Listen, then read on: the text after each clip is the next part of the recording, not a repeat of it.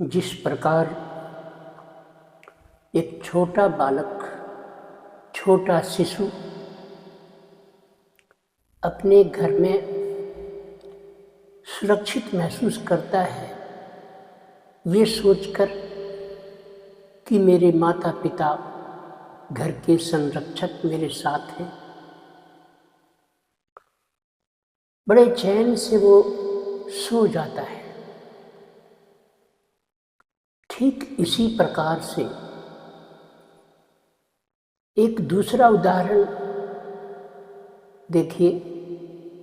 जिस प्रकार हम किसी यात्रा पर निकल पड़ते हैं, जिस किसी साधन से हम यात्रा कर रहे होते हैं, चाहे वो ट्रेन हो, चाहे वो बस हो, चाहे वो एरोप्लेन हो, हवाई जहाज हो, चाहे वो किसी समुद्र पर चलने वाला स्टीमर हो, जहाज हो, समुद्री जहाज हो, या किसी नदी में जब कोई यात्रा करता है नदी की सतह पर, या नदी को इस पार से उस पार करने के लिए नाव का सहारा लेता है, वो भी बड़े निश्चिंत होकर नाव पर सवार हो जाता है। ठीक उसी तरह से जैसे हवाई जहाज में यात्रा करने वाले लोग बड़े सुकून के साथ, निर्भीकता के साथ, भय से, डर से रहित होकर उस पायलट पर भरोसा कर लेते हैं और हजारों फीट की ऊंचाई पर आसमान के, हवा के मार्ग से, अंतरिक्ष के मार्ग से, आसमान के मार्ग से अपने गंतव्य पर जाता है। ठीक उसी प्रकार से रेलगाड़ी, ट्रेन से यात्रा करने के दौरान हम और आप बड़ी निश्चिंतता के साथ अपने ट्रेन के कोच में बैठकर अपना स्थान ग्रहण कर अपनी सीट, अपना बर्थ ऑक्यूपाई करके अपनी सीट पर, अपनी बर्थ पर अपना सामान रखकर बैठ के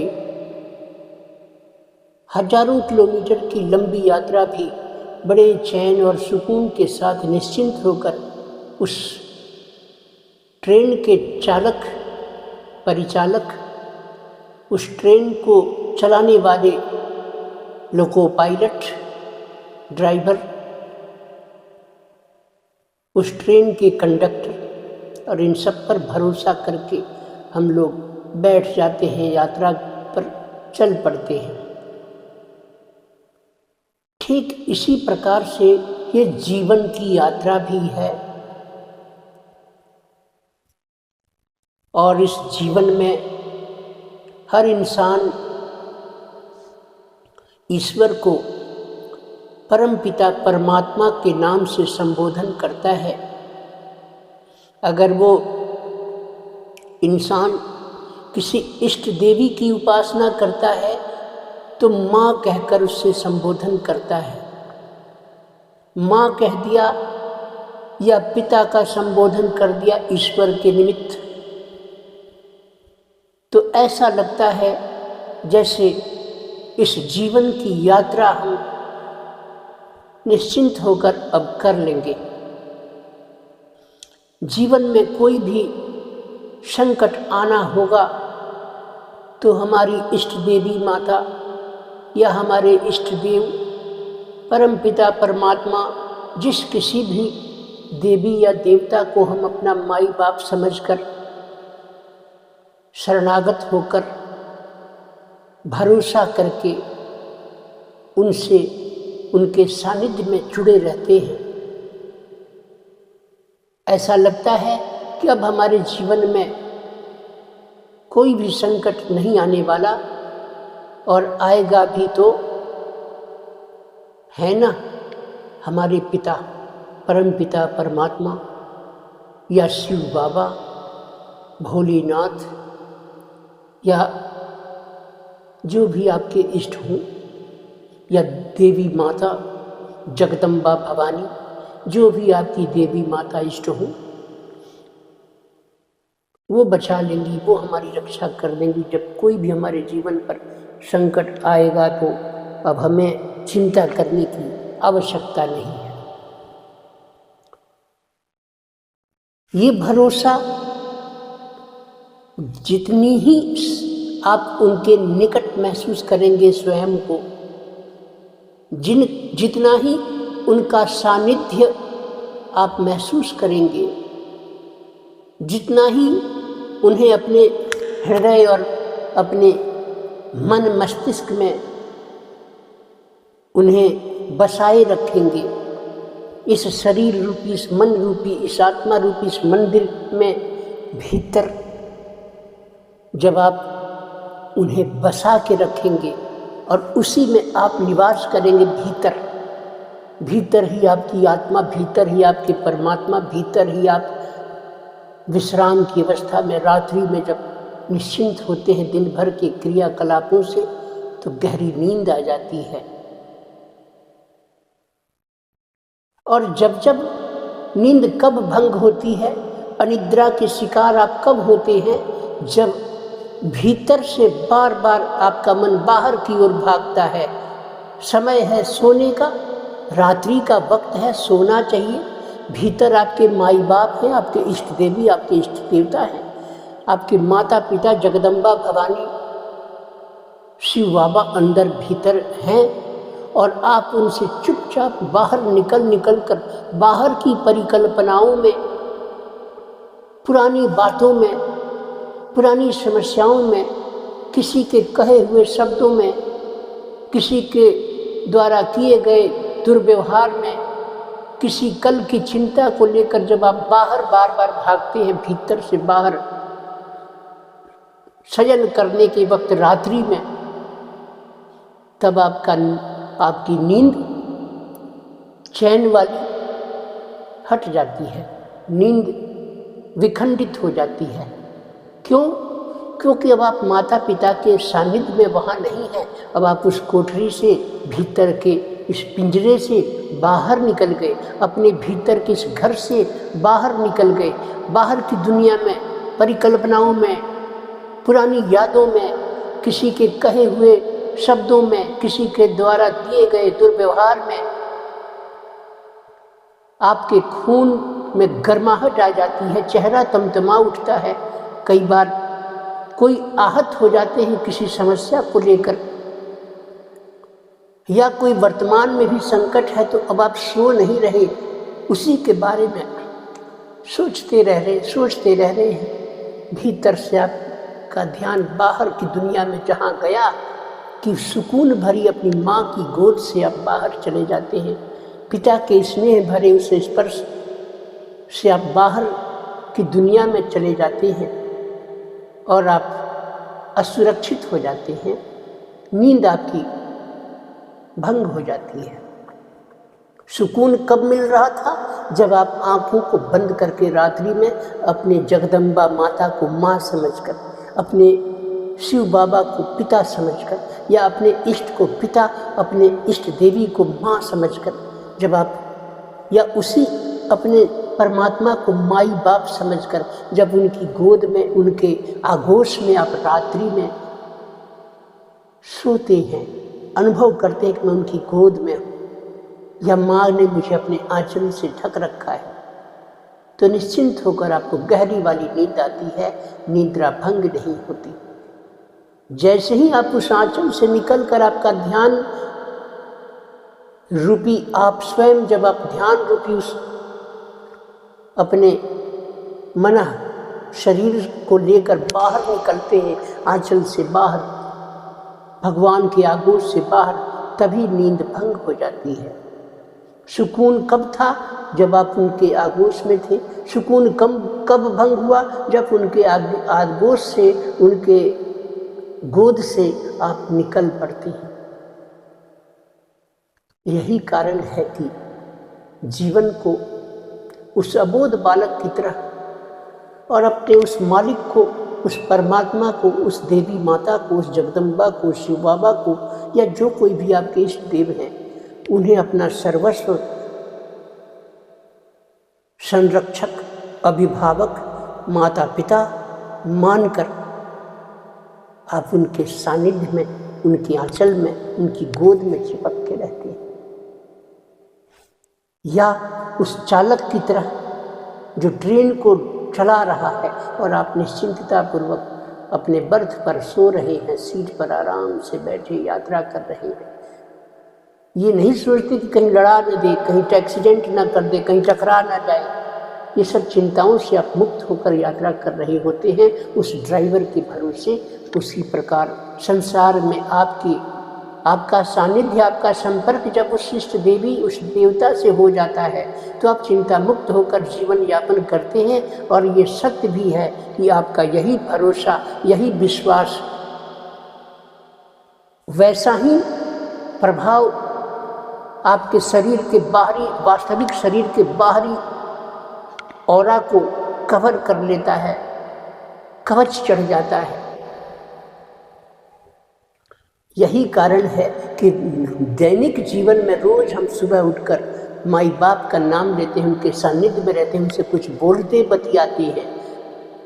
जो देवी भक्त हैं वो रोज कवच, अर्गला, कीलक का पाठ करते हैं। कवच हमारे शरीर को रक्षा करता है, हर भय से बचा कर रखता है। माँ से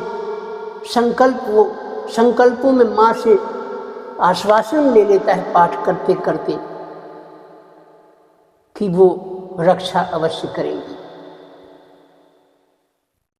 उसी तरह से अर्गला स्तोत्र है।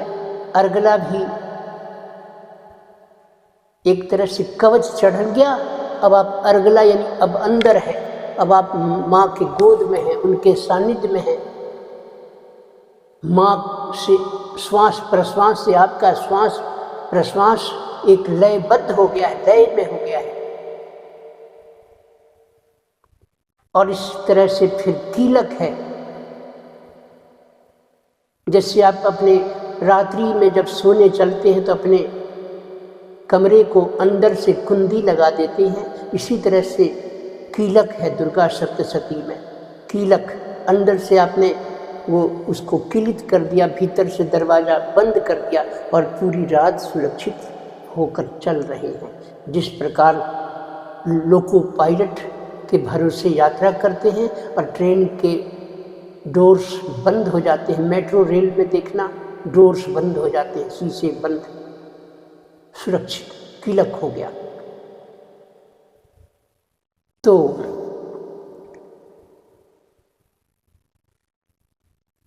आज मैं आपको कीलक, अर्गला, कवच के इस महत्व को इसी उदाहरण के जरिए बताने की कोशिश कर रहा हूँ।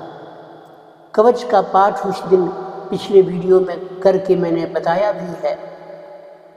और अब अर्गला स्तोत्र को आपको गीता प्रेस की पुस्तक में मिल जाएगा, संस्कृत वर्जन में भी, और उसका हिंदी अर्थ भी दिया होता है।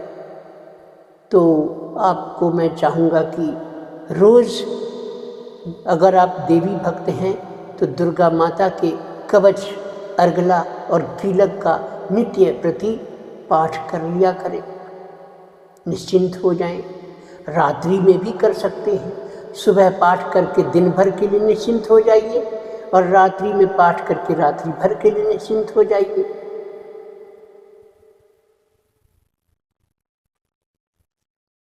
दो प्रकार की साधनाएं हैं।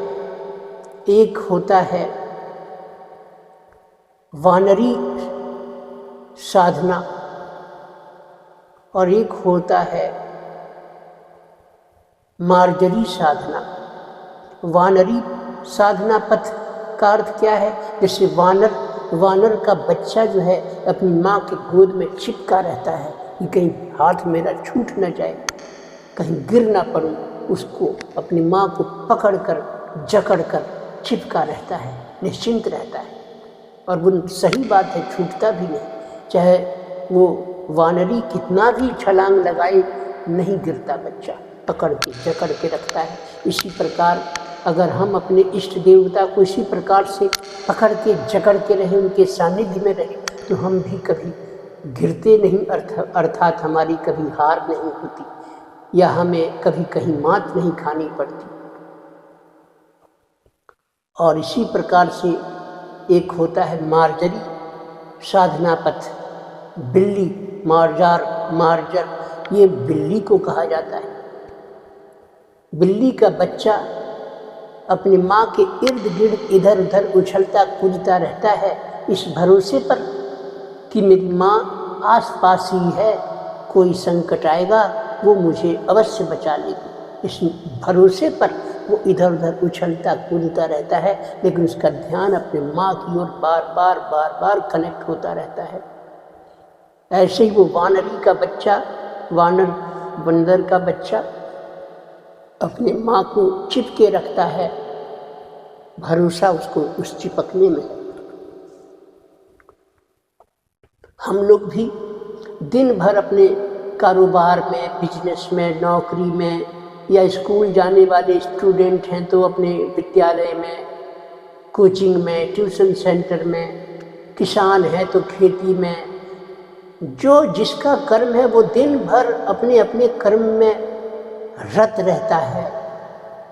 सुबह पूजा करके, पाठ करके, माँ के दिया बत्ती के जरिए उससे थोड़ा जुड़ाव उसका हो जाता है। फिर वो दिन भर अपने कार्य में रमा रहता है, निश्चिंत होकर कि माँ है ना बचा लेगी, पिता है ना बचा लेंगे। यही भरोसा जिंदगी की नैया भी पार लगा देती है, यही भरोसा हमें पार करा देता है भवसागर से। जब भरोसा कमज़ोर होगा तो डर के वजह से आप उस साधन से यात्रा ही नहीं करेंगे। कहीं ट्रेन में चढ़ूँगा तो ट्रेन कहीं एक्सीडेंट हो जाएगी तो आप यात्रा नहीं करेंगे, यात्रा से वंचित रह जाएंगे। और अगर आप भय से मुक्त हो जाएंगे, जो होगा सो देखा जाएगा। माँ है, चालक है, ड्राइवर है, स्किल्ड है, निपुण है, दक्ष है ड्राइविंग में।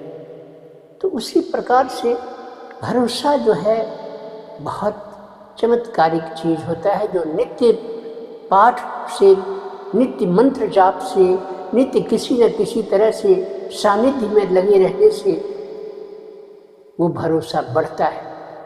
बहुत से लोग लड्डू गोपाल जी अपने साथ रखते हैं और वो लड्डू गोपाल जी को ठीक उसी तरह से रात्रि में सुलाना, भोजन कराना, सुलाना, उड़ाना, सुबह उठना, फिर उसे जगाना। कृष्ण भगवान बालक रूप में, उसे छोटा बालक रूप में लड्डू गोपाल जी को, उस छोटे गोविंद जी को मानकर सुबह फिर जगाना, फिर उन्हें नहलाना, फिर दूध पिलाना, भोजन देना, सानिध्य बना रहता है। बहुत से लोग उन्हें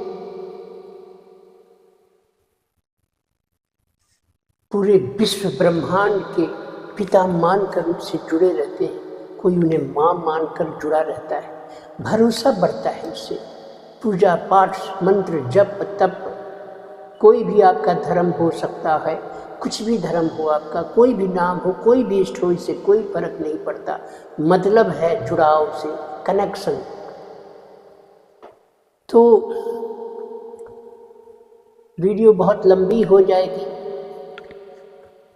मैं फिलहाल अर्गला स्तोत्र के बारे में बात कर रहा था। हो सकता है आगे की वीडियो में आपको अर्गला स्तोत्र का उच्चारण करके बताऊंगा। वीडियो पसंद आए तो इसे सब्सक्राइब अवश्य करें, लाइक करें, अपने इष्ट मित्रों को भी शेयर करें ताकि उनका भी जुड़ाव उस मालिक से हो जाए, वो भी संकट से बचें, उन्हें भी कहीं किसी की छत्र छाया का आभास और अनुभूति हो, उनमें भी आस्था बढ़े, उनमें भी भरोसा बढ़े, वो भी जड़ों से जुड़े। इसलिए कहता हूँ इस चैनल को सब्सक्राइब करें, लाइक करें, शेयर करें। अर्गला स्तोत्र का पाठ बोलकर भी बताऊंगा। अर्थ यहाँ लिखा है अर्गला स्तोत्र अथार्गला स्तोत्रम, गीता प्रेस गोरखपुर की पुस्तक है।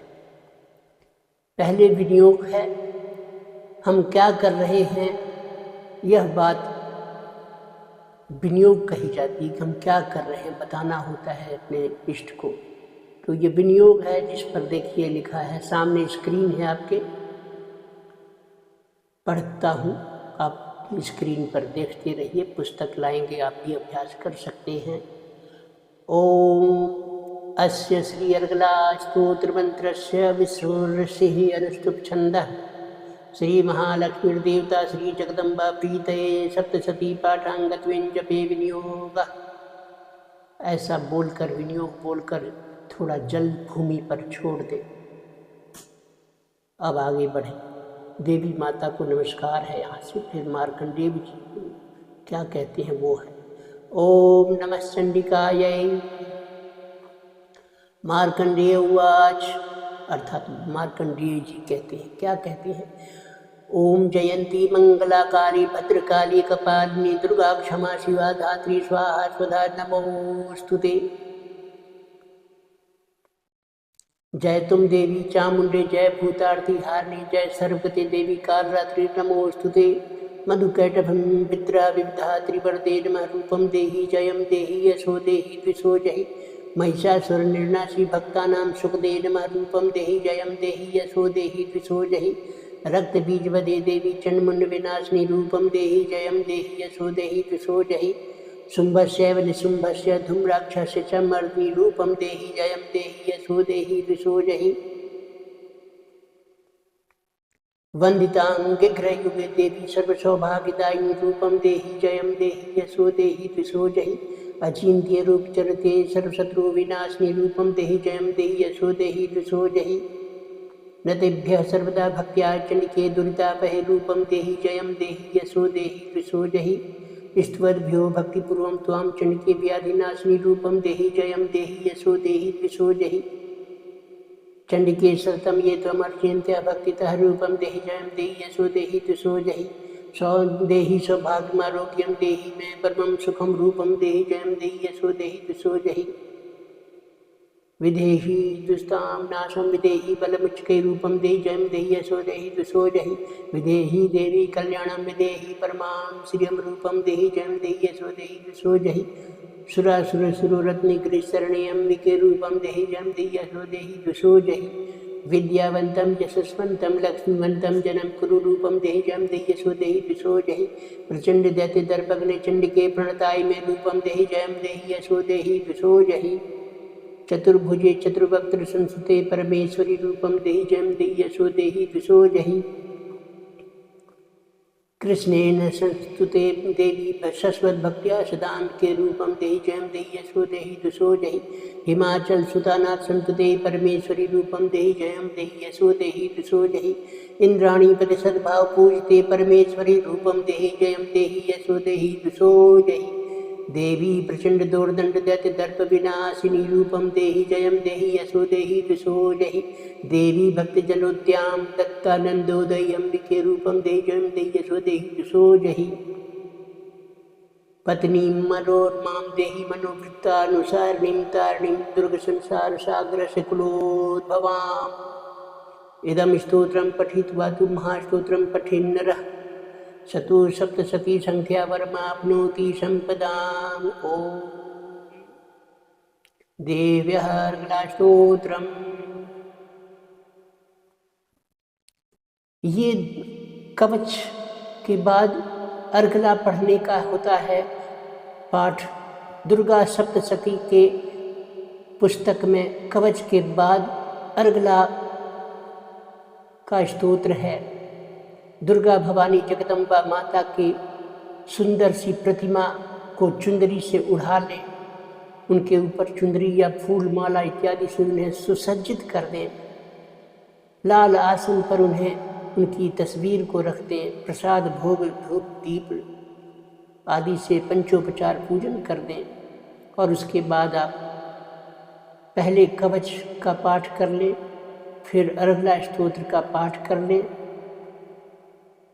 इससे धीरे धीरे धीरे धीरे आपका जुड़ाव होता चला जाएगा अपने जगदम्बा माता के सन्निकट अपने आप को महसूस करेंगे, उनका सानिध्य आप महसूस करेंगे हमेशा, हर वक्त। फिर माँ अपने बच्चे का ख्याल रखती है जब बच्चा बार बार माँ माँ कहकर उनके निकट जाता है। दोनों एक दूसरे की ओर आकर्षित होते हैं। भक्ति धीरे धीरे इसी प्रकार बढ़ती है, मार्ग कोई सा भी हो, भक्ति का यही तरीका है। तो आप उनसे हमेशा दूर दूर रहेंगे, ज़्यादा आपका उनसे जुड़ाव नहीं रहेगा। तो उसी प्रकार से आपको आपाधापी के इस जिंदगी में समस्याएं भी रहेंगी। तो आशा करता हूँ आप इसके अभ्यास को बड़ी सहजता से कर लेंगे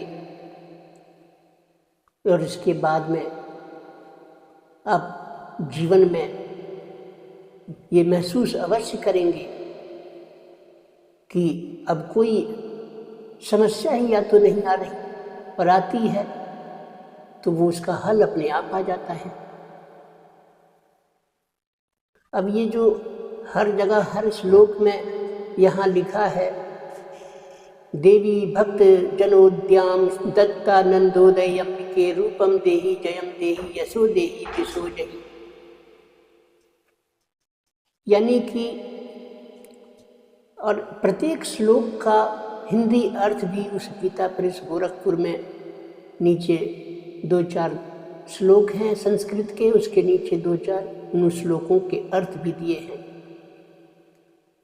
अभी जो ये श्लोक बोला, देवी भक्त जनोद्याम दत्तानंदोदय अंबिके रूपम देहि जयम देहि यशो देहि विशो जहि, 23 नंबर का ये श्लोक था। इस 23 नंबर का श्लोक यहाँ लिखा है, देवी अंबिके तुम अपने भक्तजनों को सदा असीम आनंद प्रदान करती हो, मुझे रूप दो, जय दो, यश दो और मेरे काम क्रोध आदि शत्रुओं का नाश करो। कितना सुंदर अर्थ है। किसके नाश की बात कही गई है? काम क्रोध आदि षड रिपुह जो हैं अपने शरीर के मन के अंदर, उनके नाश की बात कही गई है। और अपने प्रगति यश की, जय की, हर जगह विजयी होने की प्रार्थना माँ से की गई है। बहुत लाभ होगा। लयबद्धता, निरंतरता आवश्यक होती है। किसी भी पूजा का फल आपको लगातार जब निरंतरता होगी, प्रेम होगा, करुणा होगी, आपके मन में श्रद्धा होगी, विश्वास होगा, आस्था होगी, तो उसका आप नियमितता से पाठ करेंगे तो धीरे धीरे और आपके और माता के बीच का जो संबंध है वो प्रगाढ़ होता जाएगा। और उसके बाद आप कई संकटों में आप अनुभव करेंगे कि आपने सिर्फ चाहा और समाधान आ गया। एक बार माँ से कहा, समाधान आ गया।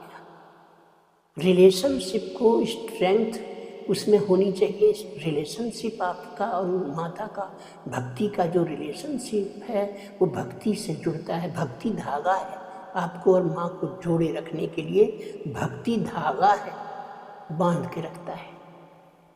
भक्ति उनका पल्लू है जिसे आप पकड़कर उनके सहारे से उनके इर्द गिर्द घूमते रहते हैं। माँ स्वयं बचाती रहती है। वीडियो को सब्सक्राइब कर दे, लाइक कर दे, अपने सगे संबंधियों, मित्रों, परिचितों को भी शेयर करें ताकि उनका भी कल्याण हो। भक्ति का मैंने जो बड़ा मार्मिक यहाँ अर्थ आपको समझाने की कोशिश की है। वीडियो लाइक करें, सब्सक्राइब करें चैनल को। धन्यवाद।